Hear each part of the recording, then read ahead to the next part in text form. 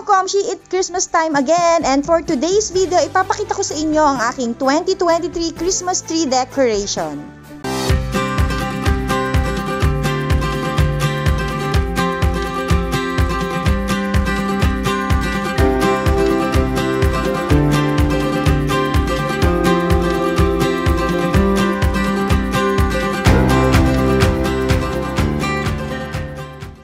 So, eto na, at dahil hindi naman tayo palagi bumibili taon-taon ng mga pang-decorate, so ilalabas ko na yung aking urn.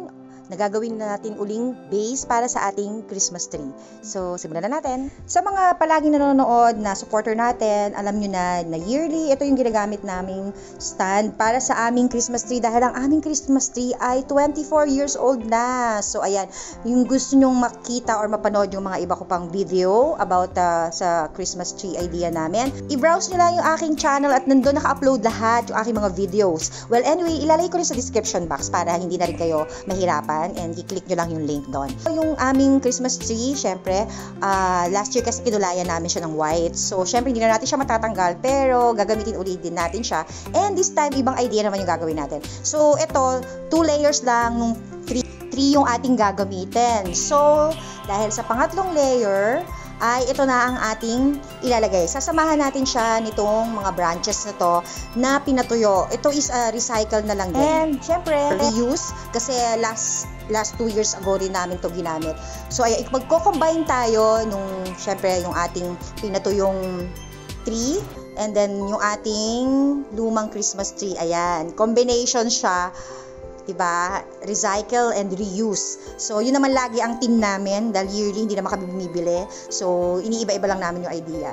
Plus, ayan, ilalagay natin tong aking 12 years old. This is 12 years old or 13 years old Santa Claus fiberglass. So, ayan ang kagandahan pag fiberglass. Pang matagalan talaga siya. Basta depende kung paano nyo siya itatago, kung paano nyo siya iingatan. Tingnan nyo naman, ilang taon na, pero yung kulay, napakaganda pa rin. So, ito naman ngayon yung naisip na idea namin for our Christmas tree. So, lalagyan na lang din natin siya ng ating iba't ibang kulay na Christmas light. So, ayan. So, ito, lalagay natin banda sa taas. And then, itong plain white ay dito banda sa baba. So, ito na ang kalalabasan niyan. Ito na ang mag-iitsura niya. O, diba? Ang ganda. So, mamaya, pag dim na yung light, ayan, mas ma-appreciate natin.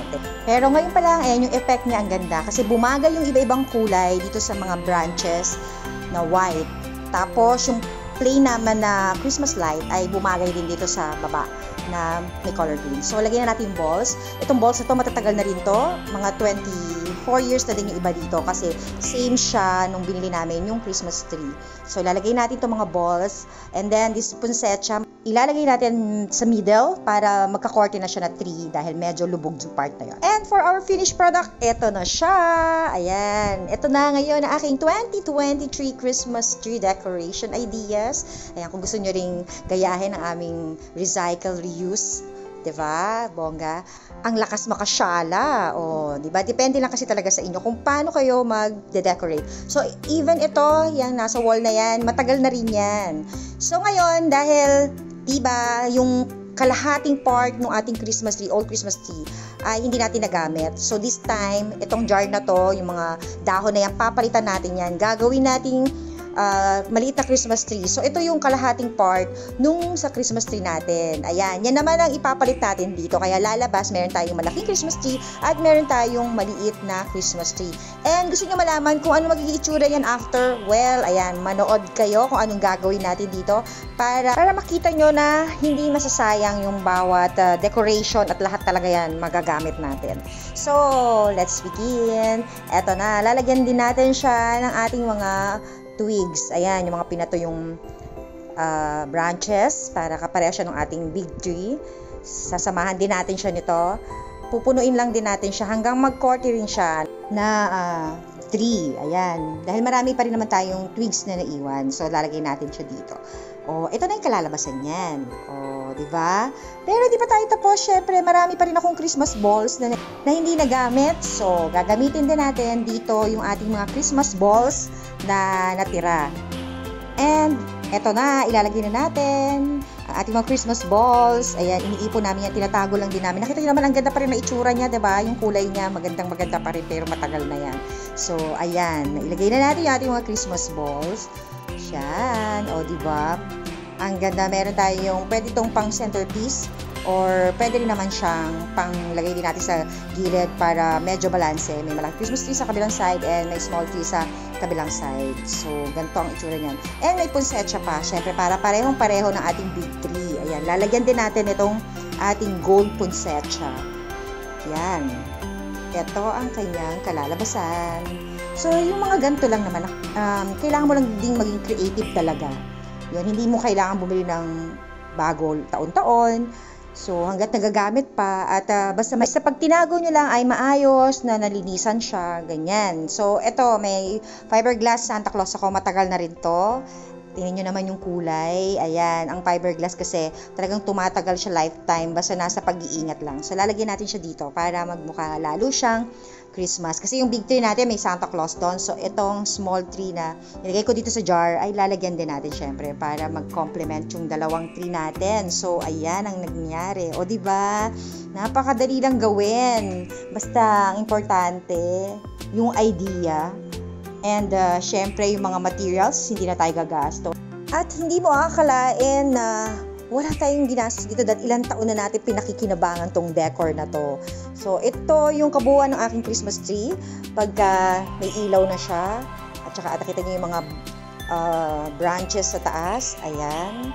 O diba, nilagyan namin yung mga maliliit na mga balls. And this one, ito na tayong Christmas wreath. Ayan. Mga matatagal na lahat talaga yan. Kumbaga, paulit-ulit lang din, taon-taon, nakakailang taon na yan na ginagamit namin. Tapos then, yung dried twig, ayan, na color white. Tingnan nyo sa mga iba kong videos, makikita nyo yung mga materials namin na yun lang din siya. Iniiba-iba lang natin kung paano natin i-design. So, ito yung isang side. And, at ito naman yun sa kabilang side. So, dito lang namin nilagay sa kabilang side itong small tree na to. O, diba? Meron pa tayong doon, pastar, kulay green. Ayan.